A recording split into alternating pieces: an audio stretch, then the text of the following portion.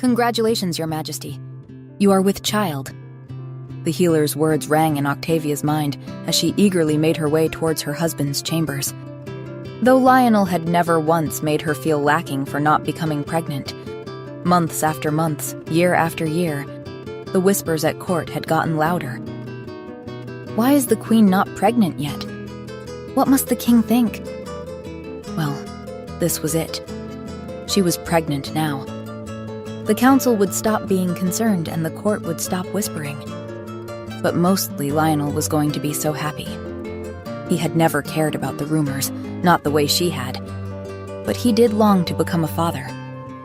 She imagined the way he would look when she told him, the shock that would crack through his composure. He would pull her into his arms. He would kiss her breathless. He would probably cry. She smiled at the thought. She was not broken. They would have this. A family. She passed servants in the corridor, nodded absently at their bows, barely heard the words they murmured. Her mind was already ahead of her, already in the room, already watching him turn and smile, and she stopped at his door and gaped. His scent hit her first, the scent of his arousal. She knew it intimately because it was how he smelled when he wanted her. There was something else beneath it, something sweeter that made her stomach drop. The scent of a woman that was not her. Then there was bare skin, so much of it. The woman was sprawled across the sheets Octavia had woken in that morning, and Lionel, stripped down to nothing, was leaning over her. The sound he made, low, rough, pleasure and hunger twisted together, was one Octavia knew, had heard 1,000 times in the dark, in their bed. That sound was hers. The woman's fingers dug into his shoulder and he groaned. "Gods, you feel—" His voice broke off into something wordless as the woman wrapped her legs around him. "And what if the queen finds out?" she asked. Lionel laughed, breathless, almost drunk on it. "She won't. And even if she did—" He shifted, positioned himself, and the woman gasped. "I need this," his said, certain. "I need an heir. She can't give me one. She's barren. 3 years and nothing. I'm fond of her," he managed, his voice tight with pleasure. "But this is necessary." The woman wrapped herself around him tighter, urging him on, and he gave himself over to it completely, while Octavia closed the door carefully. Neither of them had seen her. She walked back down the corridor the same way she had come, nodding at the same servants, her face a mask of perfect composure. But the pregnancy news she had come to deliver had turned to ash in her chest. She made it to her chambers, closed the door, and then she stood in the center of the room and felt the world end. "I'm fond of her," he'd said. Her hand moved to her stomach, pressing against the place where the impossible was growing. Lionel did not know. She clenched her fists, and he would never know, because she would not give him this. The letter took longer to write than it should have. "Lionel," she wrote, "I have been unhappy for some time. I did not realize how much until recently. Court life does not suit me. This marriage does not suit me. You need an heir. I cannot give you one. We both know this. I am leaving. Do not follow me. This is better for both of us. Octavia." She did not mention the pregnancy. The child was hers. This news, this joy, it was hers, and she would not give it to him. She folded the letter, sealed it, and set it on the desk. Then she began to pack. Somewhere behind her, her life was ending. And somewhere inside her, impossibly, another one was beginning. 2 other ones, actually, though she'd find out about that later. Chapter 1, 7 years later. "Remind me, Mama," Cora asked. "Why are we even going to this ball?" Octavia didn't reply immediately. She was busy staring at the invitation that sat on her vanity. Heavy, gold-edged, sealed with the royal crest she had once been entitled to use herself. She had opened it 3 days ago in her sister's drawing room and thrown a vase at the wall. The crash had been deeply satisfying. "I thought you were over him," her sister Lori had said, looking up from her embroidery. "I am over him." Octavia had turned on her. Completely over him. I do not care in the slightest what he does. I certainly do not care that he is getting married to Lady Emmeline of all people. You're shouting, Laurie had said. I am not. Octavia stopped. I am perfectly calm. She had not, in fact, been calm. She had paced the length of the drawing room twice, ranting about the audacity, the cruelty, the sheer, unmitigated gall of Lionel inviting her to watch him pledge himself to another woman. But then Nilo had arrived, small and worried, asking what was wrong. And before Octavia could answer, Cora had barreled in behind him, blonde hair flying in wild tangles. Are we breaking things? She'd asked. I love breaking things. That was 3 days ago.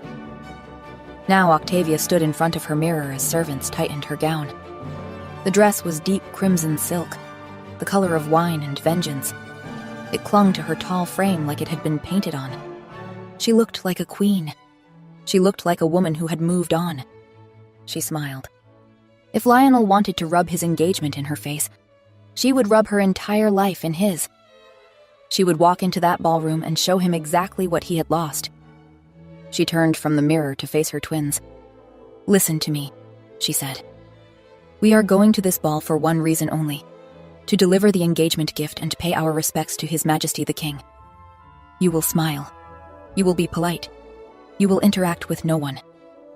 Nilo nodded seriously, his small face grave. Cora opened her mouth. No one, Octavia repeated. And if anyone asks you questions, you say nothing. You let them assume whatever they want to assume. Why? Cora's eyes were sharp, curious. Octavia hesitated. She could not tell them the truth. That their father would be in that ballroom. That he did not know they existed. That she had spent 7 years making sure of it. The twins were hers.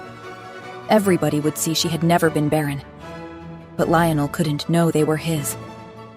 Because, she said carefully, it is no one's business but ours. Cora's expression said she found this answer deeply suspicious, but Nilo put a hand on her arm. Yes, Mama, he said immediately. Cora sighed dramatically, her whole body expressing her displeasure. Octavia chose to interpret that as agreement. An hour later, she was bracing herself outside the ballroom, her heart doing something wild and arrhythmic in her chest. She was going to see him.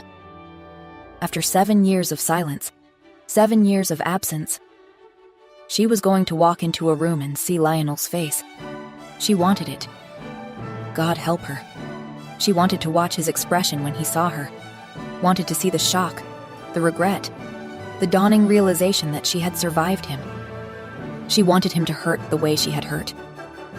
You're sure about this? Flemings asked quietly, his eyes kind but concerned. Octavia took a breath. Completely. The ballroom was exactly as she remembered it. High vaulted ceilings, chandeliers dripping crystal, walls lined with silk and silver. She had helped plan events in this room once. Now she stood in the doorway and felt the room notice her. It started as a ripple, heads turning, conversations pausing. Then the whispers began, moving through the crowd like a current. The Luna, she's back? Someone asked.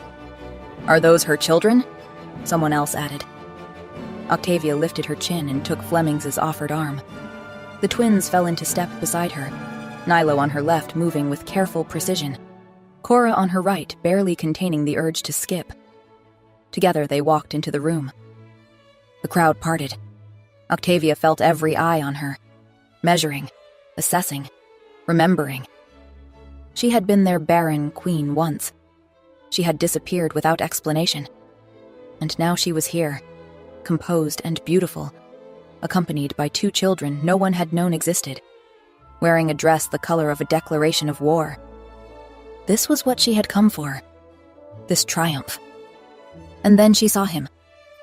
He was across the ballroom, half turned away, speaking to someone she did not recognize. Lionel. He had always been imposing, tall and broad-shouldered, with the kind of build that came from real strength, not vanity. But time had changed him. His dark hair was cut shorter than he used to wear it, making the strong lines of his face more pronounced. The warmth that used to live there. Easy smiles. The openness that had made him so beloved was gone. What remained was colder. He looked like a king who had forgotten how to be anything else. And then he turned, and their gazes locked across the ballroom. For a moment, barely a second, his expression did something uncontrolled. His eyes went wide, stunned, and what showed through was raw and unguarded and hurt. Octavia's wolf instinct, immediate and traitorous, screamed at her to go to him. She stood perfectly still and waited for it to pass. It did not pass. She had built this entire plan around the image of his face when he saw her. She had imagined rage, humiliation. She had not imagined this. He looked devastated. Then his expression closed. He walked toward her, each step measured, assured, the crowd parting before him without him having to ask. He had always commanded a room, but before, his presence had been warm, magnetic. This was not that. This was authority without warmth, confidence without invitation. He stopped in front of her. "Octavia." His voice was exactly as she remembered. "Fancy meeting you here." Like she was a mildly interesting coincidence. Like 7 years was nothing and she was nothing in them. She curtsied. "Your Majesty. It can't be a total surprise, seeing as you did invite me." Surprise flickered across his face. "I did?" The invitation was quite clear. "Ah, yes," he nodded. "All noble families received invitations, standard protocol." A pause, then that cold smile. "I didn't expect you to actually attend." The words landed like a slap. He had not thought of her, had not considered her at all. The invitation had not been personal. It had been protocol. "Well," Octavia said, her voice perfectly cool, "it would have been rude not to come. Congratulations on your engagement." "Thank you." He tilted his head slightly. "That's quite a dress. Red always did suit you." His voice shifted, almost casual. "You wore red that night at the summer estate. Do you remember?" The summer estate. Their engagement night. He had proposed to her in the gardens at sunset, dropping to one knee in front of the rose arbor, hands shaking, eyes bright. Her throat went tight. "I remember. We had that terrible wine," he said. "You made me drink the whole bottle anyway." She grimaced. "Not the engagement. The wine. How sentimental of you to recall." She turned slightly. "Your Majesty, may I introduce Duke Flemings, my escort for the evening?" Fleming stepped forward and bowed. Lionel acknowledged him with a nod that was just barely polite. "How nice," Lionel said, his attention sliding back to Octavia. "And how long have you two known each other?" Octavia supplied smoothly. "Oh, quite some time. Haven't we, darling?" Flemings did not flinch at the endearment. "Quite some time indeed." Lionel's jaw tightened, but before he could respond, "Lionel, darling, there you are." Emmeline. Octavia remembered Countess Emmeline Doves. Of course she did. She had always been beautiful, had always been there, hovering at the edges of court functions. And she had always been in love with Lionel. Even back then, Octavia had seen it. "Emmeline," Lionel's voice gentled slightly. "I was just greeting an old friend." "So I see." Emmeline's smile was warm. "Lady Octavia, what a surprise. How wonderful to see you again." She turned toward the king, her hand sliding from his arm to his shoulder. "Darling, we really should make the rounds. My brother is keeping the council members busy, but—" "Of course." Lionel nodded, but his eyes were still on Octavia. "We wouldn't want to leave poor Ivor hanging." Emmeline's eyes tracked across his face, his jaw, his mouth. She had wanted him for years, and now she had him. "Well," Fleming said quietly once they had gone. "That was awful," Octavia nodded. "I was going to say tense, but awful works." He paused. "I think we should go. Where are the twins?" "They were just—" Flemings turned, scanning the crowd. "Right behind us." Octavia turned and found them. Nyla was being pulled by the hand, trying to slow Cora down as she moved through the crowd with singular focus. Octavia's stomach dropped when she realized where they were heading. To whom? "Cora," she called. "Wait!" But Cora was not waiting. She was already there, reaching up to tug on Lionel's sleeve, on the sleeve of the Alpha King, and looking up at him. "Excuse me," she said, her voice carrying in the sudden silence. "But you're our daddy, aren't you?" Octavia stopped breathing. People stopped talking. And the world just stopped. Chapter 2. Lionel stared at the children. The children stared back. Octavia's mind was spinning. She had been so consumed by her own need for revenge, so focused on showing him what he had lost, that she had brought her children into this ballroom without once considering what they might do. She moved quickly, forcing a light laugh that sounded hollow even to her own ears. "I'm so sorry, Your Majesty. You know how children are. Cora has always wanted to be a princess. She's decided every king must be her daddy." The lie was thin, transparently thin.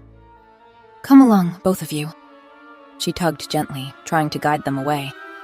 Nilo glanced at Lionel one more time, then obeyed, letting himself be turned toward the door. Cora did not move. "Cora," Octavia snapped. "I've asked you a question, sire." Cora stomped her foot, pulling away from Octavia's hand. "Are you our daddy or not?" Octavia's stomach dropped. Several people nearby had stopped pretending not to listen. The whispers were starting. Lionel's gaze lifted from Cora and locked onto Octavia's.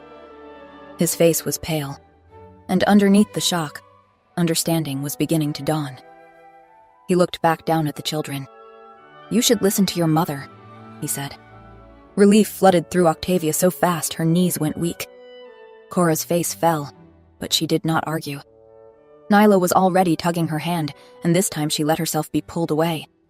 Octavia turned quickly, gathering her skirts in trembling hands, and walked toward the exit with both children in tow. The walk back to their suite felt endless. Nilo walked quietly beside her, his small hand clutching her skirt. Cora would not stop talking. "But why didn't he answer?" she demanded for the third time. Octavia wanted to be angry with them, wanted to snap that they had disobeyed her. But she could not, because this was her fault. All of it. She had brought them to that ball knowing Lionel would be there, knowing they looked like him, knowing Cora was fearless and relentless and tired of secrets. "Mama?" Nilo's voice was small. "Did we do something wrong?" The question broke her heart. "No, sweetheart. You didn't do anything wrong." Soon, she kissed them both goodnight. Nilo's forehead, Cora's temple, even though Cora did not turn around, and closed the bedroom door softly behind her. What had she done? The question circled through her mind, relentless and unanswerable. A knock at the door shattered the silence. A servant stood there, young, nervous. "Lady Octavia, His Majesty requests your presence in his study."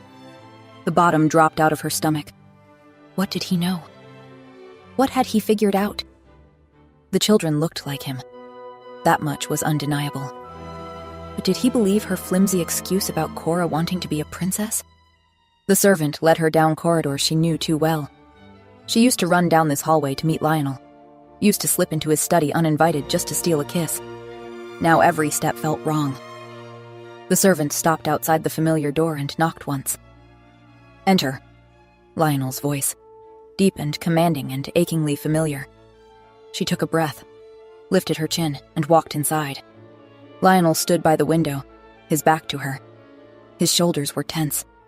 The air between them was thick with 7 years of absence and the weight of what had just happened in that ballroom. Then he turned around, and Octavia's breath caught. She had forgotten what it felt like to have his full attention focused on her, that particular quality that made the rest of the world fade away. "Who are those children?" Lionel asked. "Mine," she said. "And their father?" He took a step toward her. "Where is he?" "He's not in their lives." The silence that fell was different now, heavier. Then Lionel took another step, and another, until he was standing close enough that she could smell him. Her wolf whined. She ignored it. "They're mine," he said. "My children. Octavia opened her mouth. You were pregnant when you left me. His voice was an accusation. Did you know? Yes, she said. I knew. What she wanted to say was, yes, I was pregnant when you cheated on me and betrayed me to get your precious heirs. Did you know? But the words burned in her throat. Lionel's face went pale. His mouth opened, closed. And you didn't think to tell me? She forced herself to breathe. I wanted to leave. That's all I thought about. Lionel nodded slowly, visibly containing himself. I want to meet them. Who? Octavia asked. His jaw tightened. My children. They're mine, Octavia snapped. I fed them and nursed them and sung to them and raised them. And I would have done all of that too if I'd known they existed. Octavia flinched. Lionel's chest was heaving, his hands shaking. She had never seen him like this. You didn't give me the chance. Well, you didn't think to check, did you? She said. The words landed like a slap. Lionel stared at her, stunned, and she watched something shift in his expression.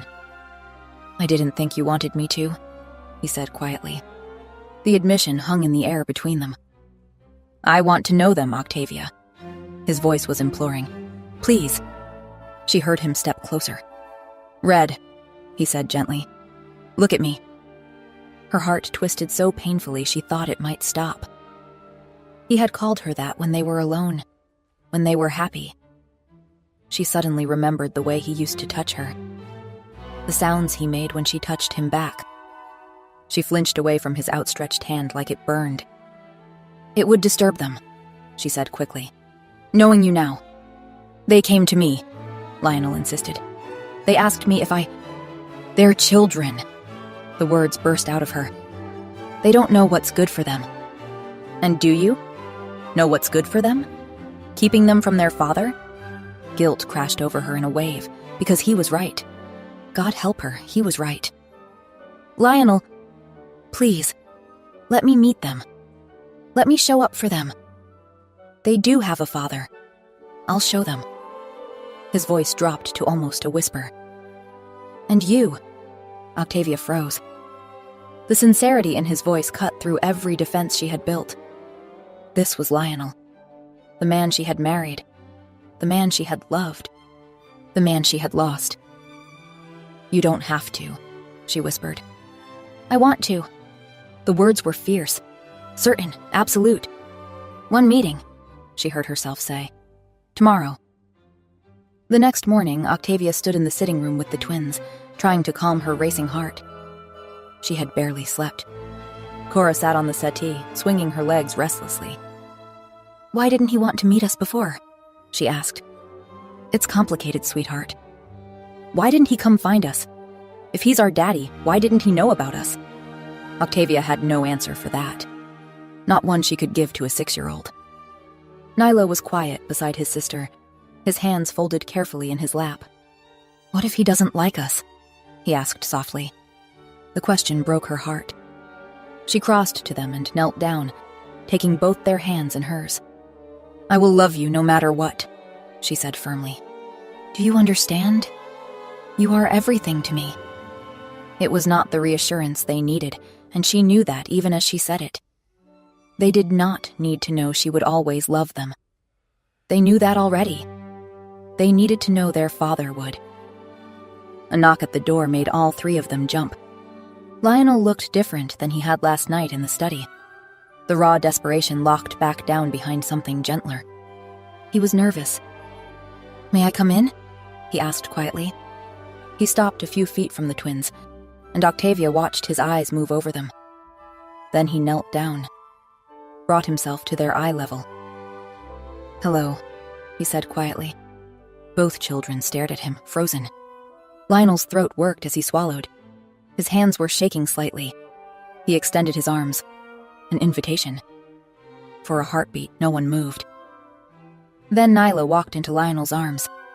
Cora watched them, her small face conflicted, her lip trembling. With a small cry that was half sob, half laugh, she launched herself at Lionel, her arms wrapped around his neck, her face pressed into his shoulder. Lionel caught her easily, pulling her close. Octavia stood frozen, her hand pressed to her mouth, tears streaming down her face. Chapter 3. 3 weeks passed. 3 weeks of Lionel with the twins while Octavia kept her distance. She told herself it was to give them space, but that was only half true. The thing was, she could not watch. She tried. That first afternoon, she had stayed in the room while Lionel knelt on the floor with Nilo, showing him something with his hands. Nilo had watched with enormous eyes, drinking in every word. And when he tried it himself and got it right, the way his whole face lit up, Octavia had excused herself. The twins told her, though. At dinner, at bedtime, at breakfast, they told her what he had shown them, what he had said, what he had done. Nilo reported quietly, carefully, watching her face as he spoke like he was checking for permission to be this happy. His hero worship leaked through in the way he said father with careful reverence. Cora reported loudly, enthusiastically, with editorial commentary. And then father said I could ride his horse. His horse? Mama, the big black one. But only if I promised to listen. And I did listen. I listened so well. And he said I was a natural. He let me hold his sword, Nilo said quietly one evening. It was heavy, but he said that I was strong. Octavia listened to all of it and kept her expression neutral. She was touched, and she was wary, because she remembered being exactly where Nilo was now, trailing Lionel with her eyes. She remembered being swept up in him completely.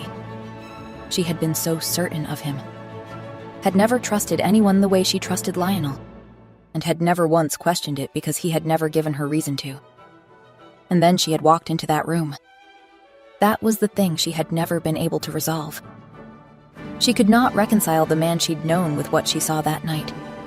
It still did not make sense. And because she had never understood how he could be both her mate and the betrayer, she did not know what to trust. If she could not trust her own judgment, how could she watch her children love him the way she had loved him and not be afraid? She knew what it cost to hand someone your entire trust and have them destroy it. She would not watch her children learn that lesson through him. They were in the garden, Lionel and both twins. Cora was hanging upside down from Lionel's arm, shrieking with laughter. Nilo stood a few feet away, smiling in his quiet way, waiting his turn. Octavia stood in the shadowed archway and watched. Lionel was not performing. He was not looking around to see if anyone was watching. He was just with them, present, completely focused on the two small people currently destroying his composure, and clearly delighting in it. He set Cora down gently, and she immediately demanded he do it again. He laughed, deep and genuine, the kind of laugh Octavia remembered from before, and told her it was Nilo's turn. When Lionel set him down, Nilo said something too quiet for Octavia to hear. Lionel knelt down to his level and replied just as quietly. Whatever he said made Nilo's smile widen. Octavia's chest tightened. She knew that smile. Had seen it on Nilo's face so rarely. He was a careful child, slow to trust, slower to show joy. Lionel had earned that smile in 3 days. With Cora, it was different. She asked him hard questions. Why didn't you come find us before? Octavia had been in the room for that one. Had tensed, waiting for Lionel to deflect or charm his way past it. He did not. He looked at Cora seriously and said, I didn't know you existed. If I had known, I would have come immediately. Why didn't you know? The girl insisted. A pause. Lionel's eyes flickered to Octavia for just a moment before returning to Cora. That's complicated, he said quietly. But it's not because I didn't want you. I've always wanted you. Cora had frowned, clearly unsatisfied but unable to argue with the sincerity in his voice. Another time she'd asked, Do you love Mama? Octavia had left before she could hear his answer. The man who held Cora now, who looked at her like she was something miraculous, who took her seriously and met her exactly where she was, that man did not feel like someone capable of what Octavia had seen that night. The thought had followed her for 7 years. And through all of it, There were small things between Lionel and Octavia, moments that accumulated like snow. He glanced over at her when the twins did something that made him laugh, as though his first instinct was still to share it with her. She looked away every time, but not always fast enough. "The twins mentioned you used to love the rose garden," he said once, his tone carefully neutral. "I thought you might want to see it again." She declined, politely. He did not push, but there was disappointment in his eyes. He smiled at her sometimes, briefly. Not the cold, carved smile from the ball. The real one. The one that used to make her heart skip. It still did. She hated that it still did. Especially whenever Emmeline appeared. Today she came in with her brother by her side, her smile warm and perfect. Her hand settled on Lionel's arm, familiar and claiming. "Darling, there you are. I've been looking for you everywhere." Lionel turned, giving her a distracted smile before turning back to Nilo. "Sorry, Emmeline. What is it?" "The dressmaker is here for the final fitting, for the wedding." Her fingers curled around his bicep. "I told her we could meet her in an hour, but she's asking for you specifically." "Right," Lionel said. Emmeline's smile widened. She glanced at the twins, then at Octavia. "And how lovely to see all of you together," her brother said, though looking at Emmeline. "Like a real family."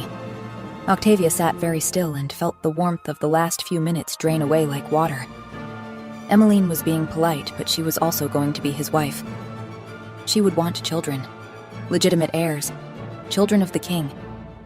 And when those children arrived, what would happen to Nilo and Cora? The question sat in Octavia's chest like a stone. That evening, the twins told her about their day with Lionel in exhaustive detail. When they finally wound down, she took a breath and said carefully, "We'll be returning home soon." The silence that fell was immediate and heavy. Nilo went very still. "How soon?" "A few days, maybe a week." "But—" Nilo's voice was small. "So soon?" Cora did not go quiet. "How will we see Daddy every day back home?" "You can write to him," Octavia said. "You can visit." "That's not the same." Cora's voice was rising. "That's not the same at all. I don't want to leave. Why can't we stay here?" She ran from the room, her footsteps loud on the stone floor. Octavia closed her eyes, breathed. When she opened them, Nilo was watching her with an expression far too old for his face. "Mama," he said quietly, "why can't we stay?" "It's complicated, sweetheart." "You always say that," he sighed. "But you never explain what it means." He stood and followed his sister out of the room. Octavia sat alone in the silence they left behind and felt terrible.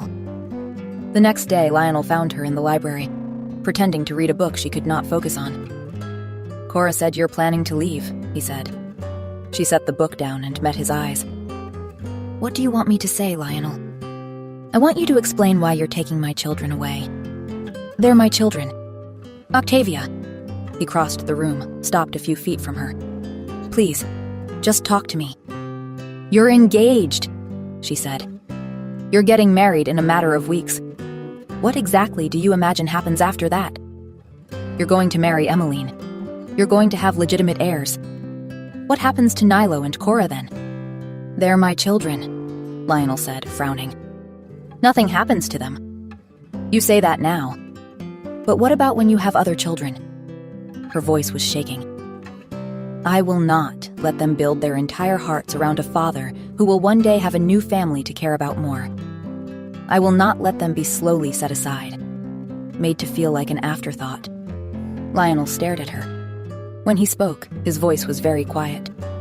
"Then I will cancel the engagement." Octavia blinked. "Excuse me?" "I'll cancel it. The engagement. The wedding. All of it." He stepped closer. "I don't want the life I've been forced to construct for 7 years in your absence. I want my children." He stopped, swallowed hard. "And I want you." Octavia's heart pounded so hard she could hear it in her ears. "I want you," he said again. "I never stopped wanting you." She looked away. "It's too late, Lionel." "Red." His voice was gentle. "Please, look at me. She did. She couldn't help it. His pupils were blown wide, his breathing unsteady. "I know I hurt you," he said quietly.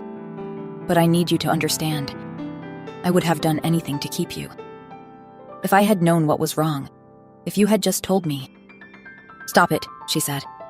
She could not let him rewrite history. If I had known what was wrong, as though he'd done nothing, as though he hadn't betrayed his vows to her. She wanted to throw it in his face, but the words stuck in her throat. Because what if it had been her fault? "It's too late," she whispered. "It's not." His eyes dropped to her mouth. Her breath caught. Then he kissed her. Or she kissed him. She did not know who moved first, did not care. All she knew was that his mouth was on hers and his hands were in her hair, and 7 years of distance collapsed into nothing. She could not make herself pull away. Had spent 7 years telling herself she was over him, and it was a lie. All of it. Because the moment his lips touched hers, she was 23 again and desperately in love. His hands cupped her face and she opened for him without thinking. The sound he made, completely undone, sent heat spiraling through her. He walked her backward until her spine hit the bookshelf. His mouth moved from her lips to her jaw, her throat. She felt him smile against her skin. "God, I missed you," he breathed against her neck. His hands tightened on her hips. She arched into him and made a sound that was half sob, half moan. His hand found the laces at the back of her dress and started working them loose. Her head fell back against the shelf. Then he stopped, pulled back. His chest was heaving. His eyes were dark. "Wait," he said, his voice rough. "Wait. I want to do this right. I owe it to Emmeline. To break things off first. Before we—" Octavia stared at him. "But I will," he said quickly. "I'll break it off. Right now, I'll—" She just stared at him. He owed it to Emmeline. He owed it to Emmeline to break up with her before sleeping with someone else. But he had not owed Octavia the same courtesy. "Octavia, I swear. I'll end it. Right now if you want. I need to do it properly. She deserves that much." "She deserves that much?" Octavia repeated. She slapped him. The crack of it echoed in the quiet library. Lionel's hand fell from her face. For a moment, neither of them moved. Then Octavia shoved past him and ran. Chapter 4. Octavia pressed her hand to her mouth, forcing the sobs back down her throat through sheer willpower while her other hand fumbled with the door handle. The bodice of her dress hung loose where Lionel had been unlacing it moments ago, where his hands had been on her bare skin. "I owe it to Emmeline," he had said. The sobs tore out of her, violent, wrenching sounds that shook her entire body. She had been so stupid, letting him kiss her again, kissing him back, melting against him like she was still that naive girl who believed in forever. And he had stopped. He'd stopped because he owed Emmeline the courtesy of a clean break. Emmeline got respect, got honesty. What had Octavia gotten? She had found him with another woman, without a word of warning up front. But Emmeline deserved better? The unfairness of it was suffocating. A sound from the bedroom cut through her spiral of grief. The twins. They were here. If they heard her crying, they would come to check on her, and she could not let them see her like this. They would wonder what was wrong. They would blame themselves. She would not do that to them. She wiped her face with shaking hands, took a breath that caught painfully in her chest. Another breath, slightly steadier. She threw a shawl over her shoulders to hide the loosened dress and turned toward the bedroom. Both twins stood in the doorway watching her with wide, worried eyes. "Mama?" Nyla's voice was small. "Are you all right?" "I'm fine, sweetheart," Octavia said, and the lie tasted like ash on her tongue. Cora's eyes narrowed, her small face skeptical. Octavia turned away before either of them could press further. She crossed to the wardrobe and began pulling things out with mechanical efficiency. They needed to leave. Now. Tonight. Before she could second-guess herself. "What are you doing?" Cora asked, her voice suspicious. "Packing," Octavia said without looking at her. Why? Cora took a step into the room. Because we're leaving, now, tonight. For a moment, there was only silence, heavy and thick. Then Cora's voice cracked. What? No! We can't leave! We can and we are. Octavia kept her back to them, kept folding, kept moving. Go get your things from the sitting room. Both of you. But we don't want to leave. It's not fair. You can't just make us leave without telling us why. Cora, that's enough. Mama, please! Nilo's voice was quiet, shaking slightly. Can't we stay? Just a little longer? No, Octavia said, and the word came out harder than she intended. But why? Cora demanded, tears streaking down her face. We just found Father. He wants us to be a family. Why don't you?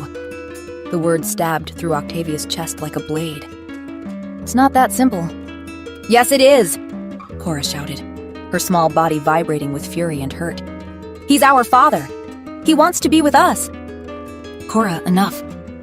He wants to be a family, Mama, Nilo said quietly, and there was such desperate hope in his voice it made Octavia's chest ache. He told us. He said he wants us.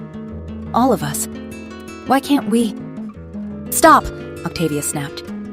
Both children went silent. He's a liar, Octavia murmured. He can't be trusted.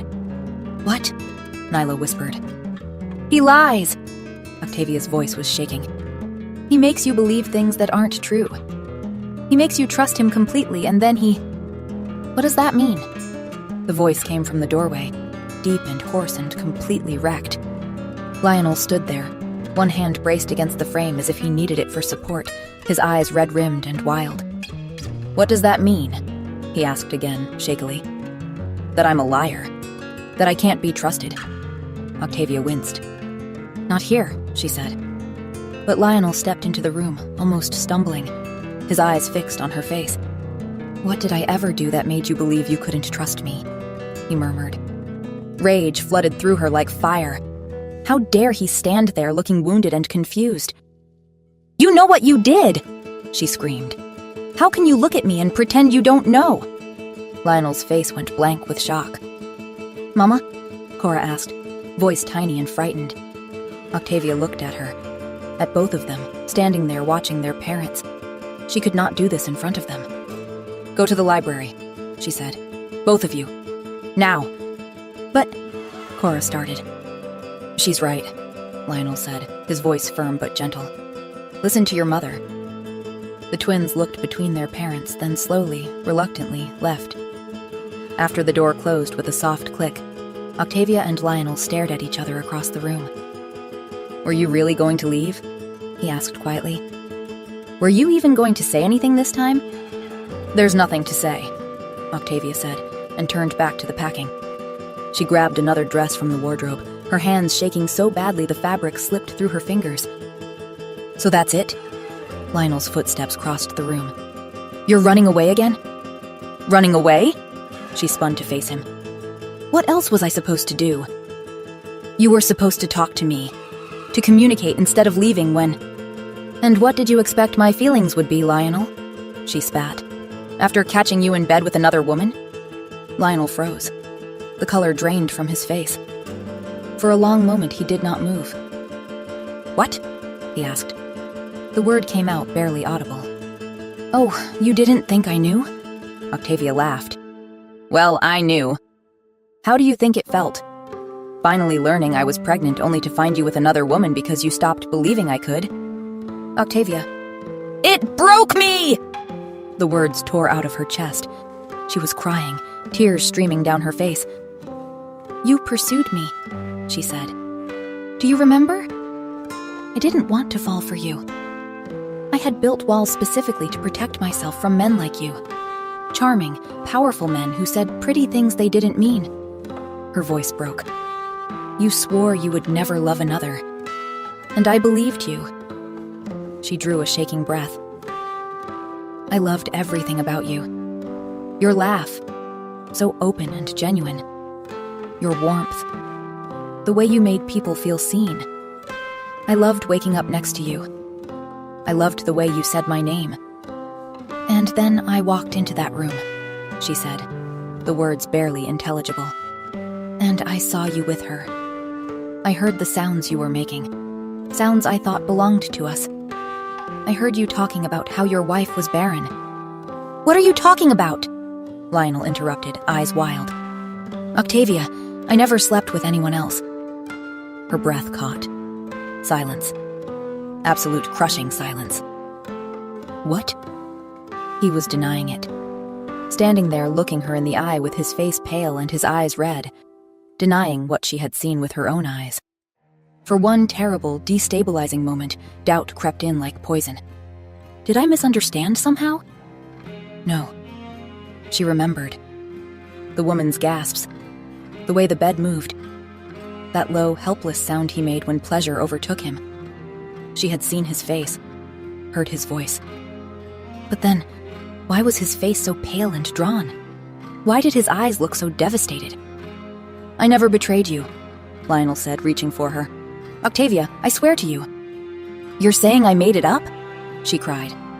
No, I'm saying I never cheated. You're the one who left without saying goodbye. Oh, I'm sorry, she said. Should I have fought for you? Should I have provoked your lover into a duel? Would that have been the proper protocol? I never took a lover, he implored. You're the one who left. You're the one who was unhappy. He stopped, his throat working. I was devastated to find you gone. It broke my heart. He looked wrecked, completely, utterly destroyed. Unable to look at him anymore, Octavia turned away. Don't go, she heard him whisper. I'm asking you not to go.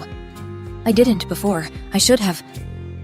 I won't have you lie and charm your way into my children's hearts like you did mine only to break them later, she said. His chest heaved. I won't, he cried. I never forgot you. I never stopped loving you. 7 years and I never. His voice broke completely. You think I would ever stop loving my own children?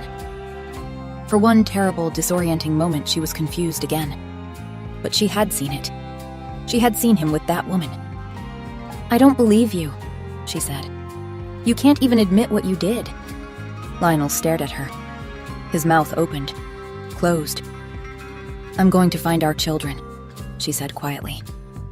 And then we're leaving. Not forever. We'll correspond. You will see them. Just not right now. I can't be here right now. Octavia. His voice broke on her name. She forced herself to move, wiped her face with trembling hands, steadied her breathing as much as she could, which was not much at all. The children. She needed to get them from the library. She opened the door on shaking legs and walked down the hallway, one hand trailing along the wall for balance. The library was empty. Nilo? She called, her voice echoing. Cora? Silence. Nothing but the ticking of a clock and her own ragged breathing. Her children were gone. Chapter 5. The library was stupid. That was Cora's first thought as she stomped across the polished floor, her arms crossed tightly over her chest. The whole place was stupid. All tall shelves and boring books and uncomfortable chairs that were too big for her. She kicked at the leg of one as she passed it, unsatisfied when it did not even wobble. This is stupid, she announced to Nilo. All of it. Mother is being stupid. Nilo looked at her with those careful eyes of his. Cora, he began. She is! Cora spun to face him, her hands balling into fists. I don't understand her. Why would we leave? Not only is this castle bigger than Aunt Laurie's, but Mommy clearly loves Daddy still. Nilo grimaced. Agreed on both counts. But Mother looks sad sometimes, he said softly. Cora paused, some of the heat leaving her. She did not want her mother to be sad. She just thought her mother was determined to be sad, which was different and much stupider. She wouldn't be, Cora said finally, lifting her chin. If we were all a family again. Nilo opened his mouth to respond, but the library door opened and both children turned. Their father walked in. Relief flooded through Cora immediately. Daddy! She started toward him, but something made her stop. He did not smile, did not open his arms, just stood there in the doorway with a face that was completely neutral. Blank. "Do we have to leave?" Cora asked, her voice smaller than she wanted it to be. "Please say we don't have to leave. I don't want to go. Can you talk to Mother?" Their father was quiet for a long moment, just looking at them. Then he sighed. "Actually, children, I think it would be best if you left." Cora froze. She looked at Nilo. Nilo stared back at her, his face pale. "What do you mean, Daddy?" Cora asked slowly. His face remained blank, expressionless in a way that made her stomach twist. "Court is no place for you, that's all. You know, I'm about to get married. To the love of my life." Something in Cora's chest loosened. "You're remarrying Mom?" she exclaimed. "That's great," Nilo said, his face lighting up for the first time since they had entered the library.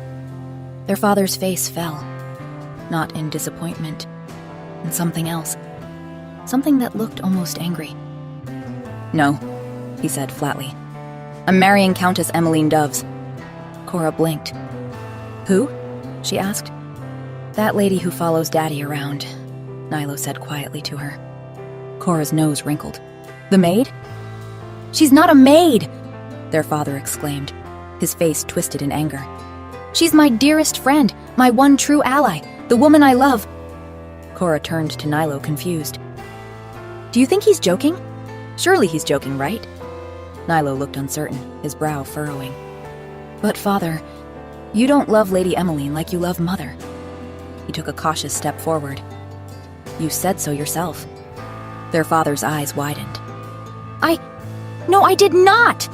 he protested. "Yes, you did," Cora said, her voice rising. "You told us Mother was your true love. That you never forgot her. That you wanted us to be a family again." She could see it in her memory. Her father kneeling down to their level just days ago, his eyes bright and sincere as he told them about their mother. How much he missed her. How he had never stopped loving her, not for a single day. She remembered the way he looked at their mother when he thought no one was watching. Tears burned in Cora's eyes. "You love our mother," she said. Her father's face contorted into something ugly. "No, you're lying!" he cried out. Nilo grabbed Cora's hand and pulled her back a step.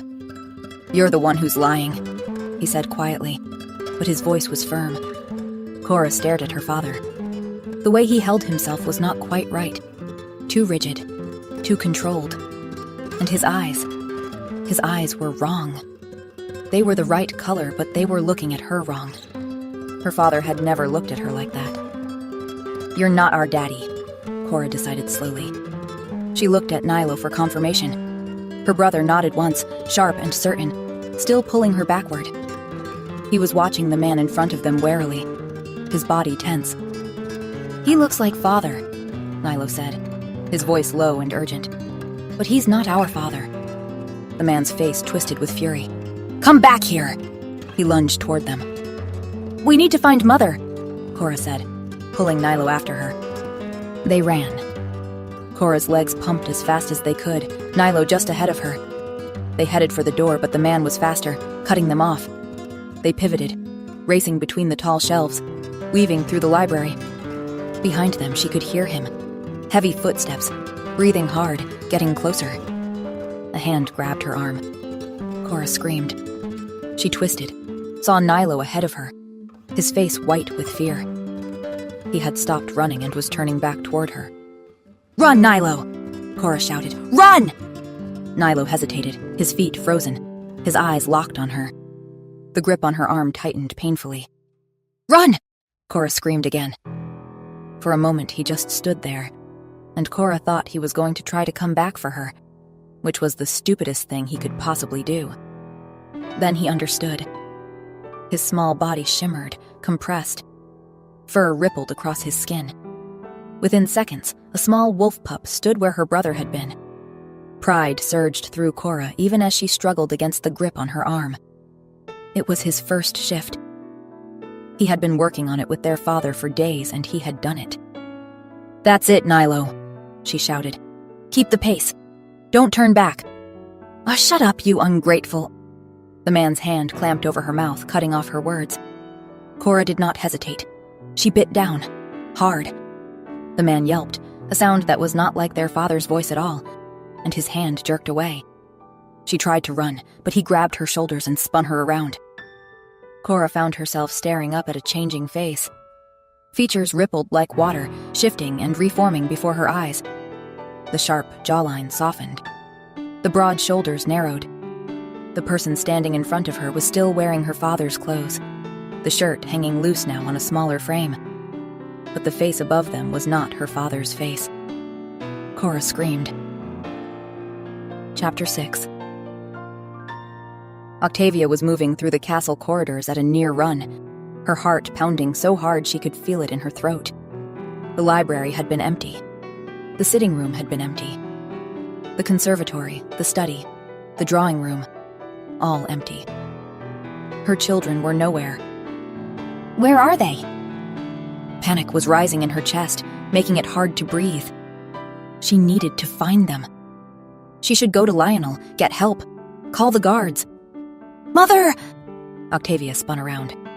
Nilo stood at the end of the hallway, his small chest heaving like he had been running. His face was pale, his eyes too wide. Nilo! Relief flooded through her so intensely her knees went weak. She rushed toward him. Where's your sister? Where's Cora? Come quick! Nilo grabbed her hand and pulled, his small fingers tight around hers. Cora's in trouble. Octavia's blood went cold. What? Nilo, sweetheart, let me call the guards. No! Nilo's voice came out sharp, panicked. He pulled harder on her hand. We can't! They can't be trusted! I don't know who's in on it, but the guards can't help. We're all in danger! Sweetheart, I don't understand, Octavia said, but she was already moving, letting him pull her. What's happening? Hurry, please. Nilo's voice cracked. They have her. They took Cora. Terror seized Octavia's chest. She stopped trying to understand and just ran, following her son through corridors she barely recognized, down a stone staircase, through a heavy door into passages she had never seen before. Nilo, where are we? I saw them take her this way, Nilo said, his voice high and frightened. Hurry! Octavia could smell it now. Cora's scent, faint but unmistakable. The particular sweetness of her daughter's skin mixed with fear. Fresh fear. Recent. Octavia's wolf surged to the surface, protective and furious. Her vision sharpened. If someone had hurt her daughter. The passage opened into a long gallery lined with cells. Most were empty, their doors hanging open. But at the far end, Cora! Her daughter was in the last cell, small and crumpled on the floor. Chains wrapped around her wrists, a gag tied across her mouth. When she saw Octavia, her eyes went wide and she shook her head frantically. No. No. No. I'm coming, sweetheart. Octavia ran toward the cell, her hands already reaching for the bars. I'm going to get you out of there. She looked around desperately for a key, for something to break the lock. Behind her, Nilo had gone very quiet, but she barely registered it. All she could see was Cora, her baby, chained like an animal. An adult shadow rose behind her. Octavia caught the movement in her peripheral vision and started to turn, but she was too slow. The blow to the back of her head came hard and sharp. Everything went black. Consciousness returned slowly, accompanied by a throbbing pain radiating from the back of her head down through her neck. Octavia groaned, tried to move, and realized she could not. Her wrists were bound by heavy chains. Octavia's eyes snapped open. Cora sat beside her, still chained, the gag removed from her mouth. Are you all right, my love? Octavia said, forcing her voice to be steady. It's all right. I've got you. She tried to shift. If she could just change, just become wolf, she could break these chains. Nothing happened. The chains were spelled. They had to be. Panic threatened to overwhelm her, but she shoved it down. She needed to think. Footsteps echoed in the passage outside, and Octavia's head snapped up. A figure appeared at the cell door, backlit by torchlight. Countess Emmeline? Octavia gasped. The woman looked immaculate as always, dark hair perfectly arranged. She gazed down at Octavia with something that looked almost like pity. Octavia, Emmeline said, her voice gentle. Such a shame you couldn't stay gone. Octavia's mind struggled to make sense of what she was seeing. Are you the one who locked my daughter up? Her voice rose with each word until she was nearly shouting. Unfortunately, I had no choice in the matter, Emmeline said calmly. No choice? Octavia pulled against the chains. Are you insane? And where's Nilo? What did you do to him? He'll be caught soon, I'm sure, Emmeline said. My brother is looking for him. The thought of him chasing her small son through these dark passages made something feral rise in Octavia's chest. You tell your brother to stay away from my son, Octavia snarled. Or what? Emmeline asked, her voice sweet. You're locked up, Octavia. Octavia pulled harder against the chains. Not for long. You can't possibly believe Lionel would stand for this. Why would he intervene? Emmeline said pleasantly. When he believes you and the children to be long gone. Octavia froze. What? He thinks you've left, Emmeline said. Taken the children and departed for your sister's duchy. Why would he check down here? He wouldn't just take your word for it, Octavia said. He'd want to check. Oh, absolutely, Emmeline said, nodding. He would, wouldn't he? She paused, tilting her head. Unless what? Octavia demanded. Emmeline smiled. Unless you say goodbye to him yourself, Octavia. Tell him harshly enough that you want to leave, that you never want to see him again, that he's forbidden from contacting your children. She sighed, resigned. He could never resist your tears, you know. He'll do whatever you ask if you cry prettily enough. Octavia shook her head in disbelief. I'm not about to go ask him not to see his children, and I'm not going to start crying on command. Oh, I think you will, Emmeline said. And then she changed. The transformation happened so fast Octavia almost missed it. One moment Emmeline stood before her. The next, her features were rippling, shifting, reforming into someone else. Suddenly, Octavia was staring at herself. Her face, her hair, her exact height and build. It was like looking into a mirror. The false Octavia's face crumpled into tears. Lionel, she sobbed. You have to let me go. Seeing you hurts me. Being near you hurts me. You'll hurt the children too. Please, let us go. Enough! Octavia interrupted, her voice strangled. The false Octavia stopped mid-sob, smiled, and then her features rippled again, reforming back into Emmeline. You're a changeling, Octavia said, barely above a whisper. She had heard of them. Shifters who could not turn into animals but into other human beings. Stories told to children. She had never believed they were real. If that's what you want to call me, Emmeline said with a shrug. Realization crept in like ice water. How many people can you actually change into? Anybody I want, Emmeline said easily. I turned into your son earlier. You didn't even notice. Octavia went pale. Nilo, the boy who had led her here, who had pulled her into these passages. Don't beat yourself up, Emmeline said. When you don't know to look out for it, it's almost impossible to notice. She grimaced slightly. Though your children did notice when I tried to impersonate their father. Octavia turned to Cora, who nodded, her small face grave. Unlike you, Emmeline added. The words landed slowly, then all at once. Unlike me? When did she ever... And then, like lightning striking, she realized. She had never been able to reconcile them. The man who had loved her so completely with the man who had coldly cheated on her. The devoted husband with the casual betrayer. They had never fit together in her mind. Because they were not the same person. It was you, Octavia said, her voice blank with shock. The night she caught him cheating. The night that had destroyed her. It hadn't been Lionel. Yes, Emmeline said simply. Octavia felt like the floor had dropped out from under her. I spent so much time watching him, Emmeline said, something almost dreamy in her voice. His mannerisms. How he talks. It wasn't hard, actually. The difficult part was convincing him to let you go.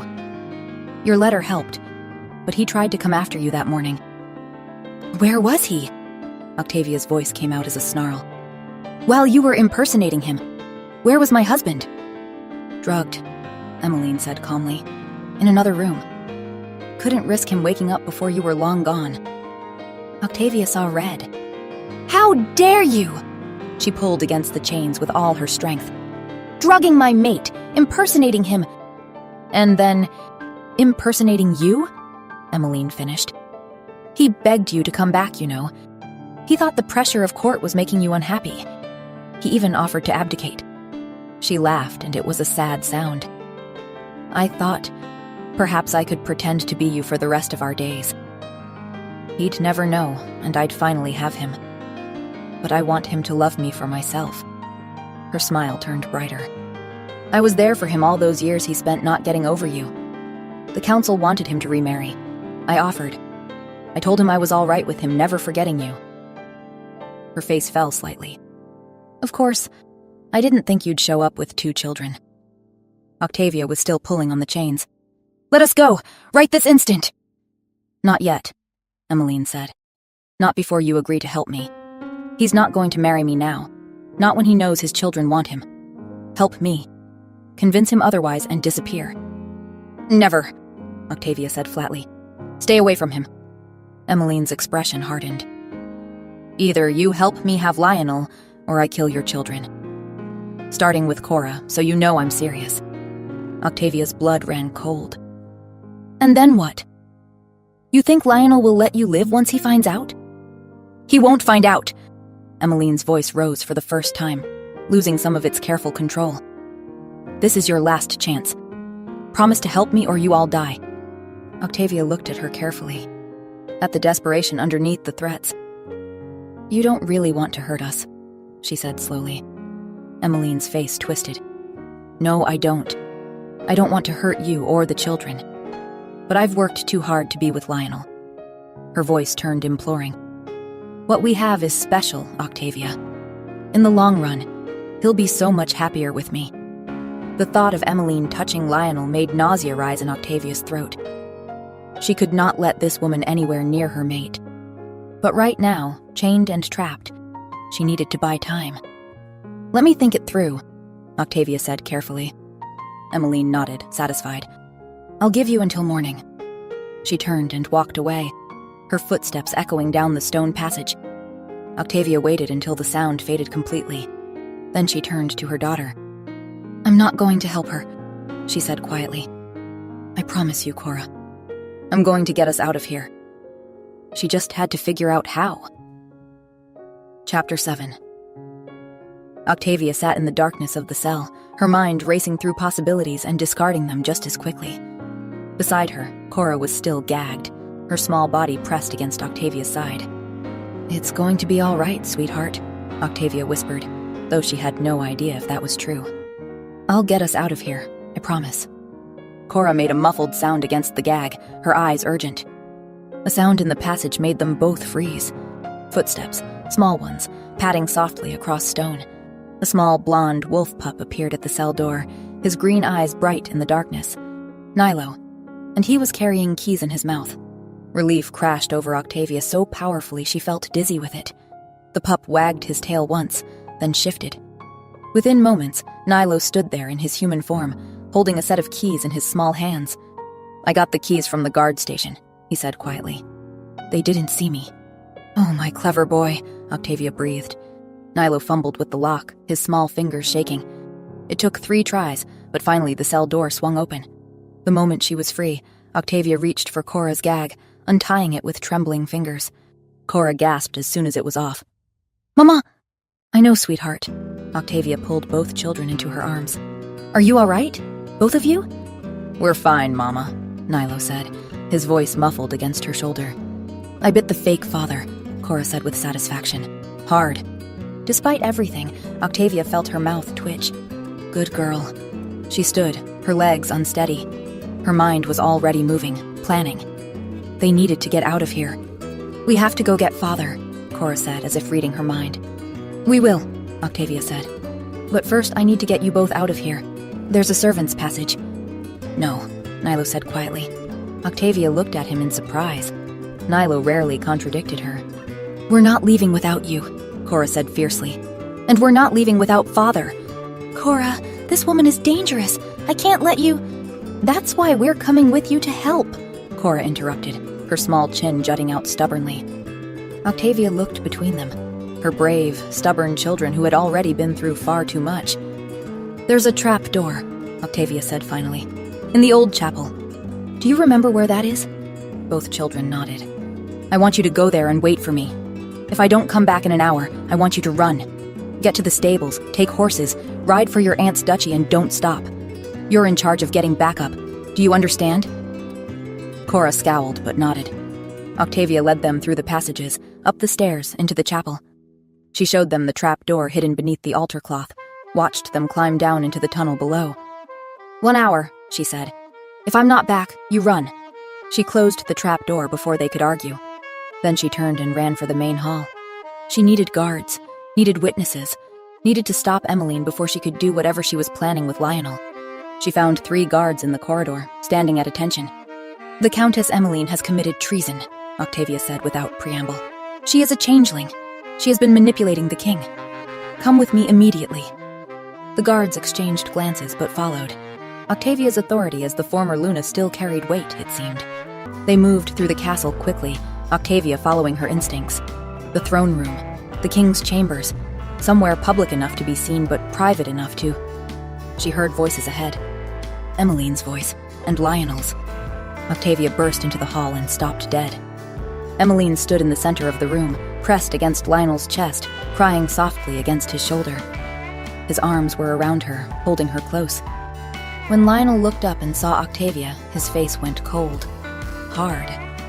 Emmeline told me everything, he said, his voice unforgiving. How you tried to hurt her. How you attacked her out of jealousy. Octavia's mouth fell open. What? No, that's not— She told me you would deny it, Lionel said. He held Emmeline tighter. That you would try to manipulate me. Lionel, listen to me, Octavia said desperately. She's the one who— Seize her, Lionel said to the guards. The guards moved toward Octavia, but she was not looking at them. She was looking at Lionel, the way he stood. Too stiff, too formal. The set of his shoulders, the tilt of his head.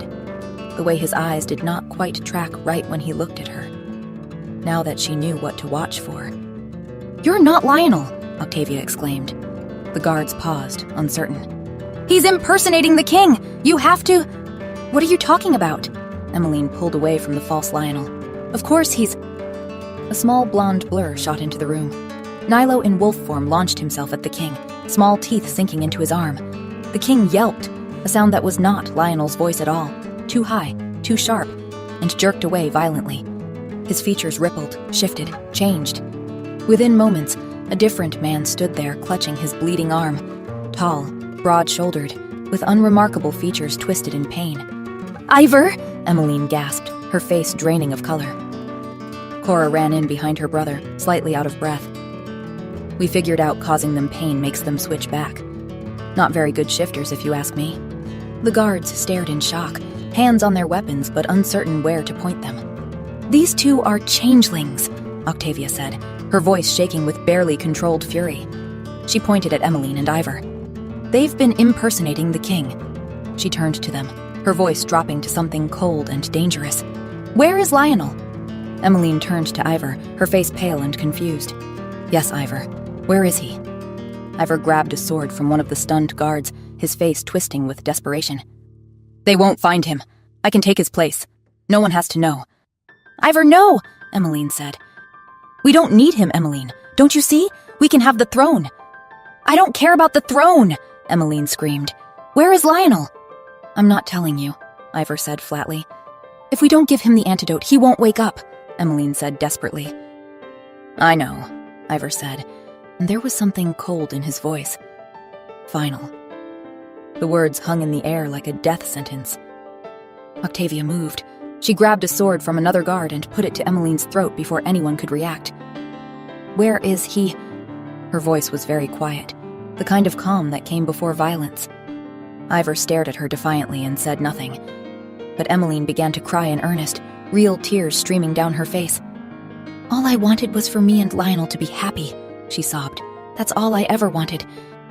Countess, one of the guards said quietly, shaking his head. Everyone knew he was never over the Luna. The words seemed to break something in Emmeline. Her shoulders slumped. "I can track him," Cora said suddenly. "Me and Nilo can track Father." "Worth a try," Octavia said. "But we need the antidote first." She pressed the sword harder against Emmeline's throat. "Where is it?" "In my chambers. The blue vial on my dressing table." One of the guards ran to get it. Nilo put his nose to the ground, his small body quivering with concentration. Within moments, he was moving, following a scent trail that led out of the hall, down a corridor, toward a part of the castle Octavia had never explored. Cora ran beside her brother, keeping pace.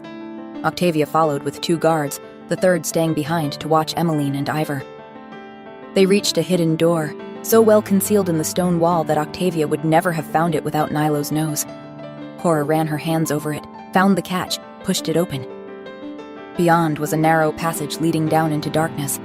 They descended carefully, the guards holding torches high. At the bottom was a small room, cold and damp. And in that room, sitting in a chair, staring at nothing, Lionel.